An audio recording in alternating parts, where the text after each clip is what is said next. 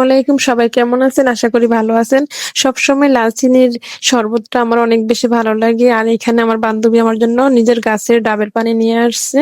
তো ডাবের পানিটা পরেই খামু। এখন শরবত বানাইছি। আর লাল চিনির শরবতটা অনেক ভালো লাগে আমার কাছে। আমার বান্ধবী ঢাকাতে থাকে। তো অনেক বছর পরে দেখা হইছে। তো শুনছে যে আমি বুড়িচংয়ে থাকি। তো ও শ্বশুরবাড়িতে আসছে। তো আসার পরদিনে আমাদের বাসায় চলে আসছে আরকি। ওর ছেলেমেয়েরা আমার ভিডিও দেখে আর আমাকে অনেক বেশি পছন্দ করে। ইলমা আর আলিফ। তো ওরা ২ জনই ক্যামেরার সামনে আসছে আরকি। আর বান্ধবী তো ক্যামেরার সামনে আসে নাই।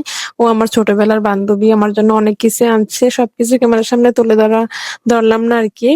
এখানে চিনিগুলো আনছে। আমি এই চিনি পছন্দ করি। আর জমিনের যে শাকগুলা, এই শাকগুলা অনেক বেশি মজা। যদি মাছ দিয়ে ভর্তা বানানো হয় আরকি। খোলার মধ্যে টালার পরে ড্রাগন ফল আনছে, নিজের গাছের ডাবের পানি আনছে। তো ওইগুলা না হয় শেয়ার করলাম আরকি। আর এখন খাওয়ার পর্বে চলে আসলাম। কি কি রান্না করলাম। আর আমি আর ইলমা, আলিফ একসাথে বসলাম আরকি আমরা দুপুরের খাবারটা খাওয়ার জন্য। ওরা অনেক বেশি হ্যাপি। আমাদের বাসায় আসার পরে বলল যে, "আন্টি অনেক বেশি ভালো লাগছে। আপনাদের বাসায় আসার পরে আবার যদি আসি কুমিল্লাতে আপনাদের বাসায় আসবো বেড়াইতে।" তো আমার তো অনেক বেশি ভালো লাগে বাচ্চাদেরকে আনন্দ দিতে। আপনারা সবসময় দেখেন আমার ভিডিও।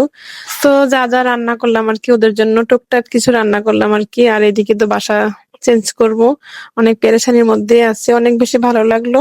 আমার বান্ধবী আসছে বাসায়। দোয়া করবেন সবাই।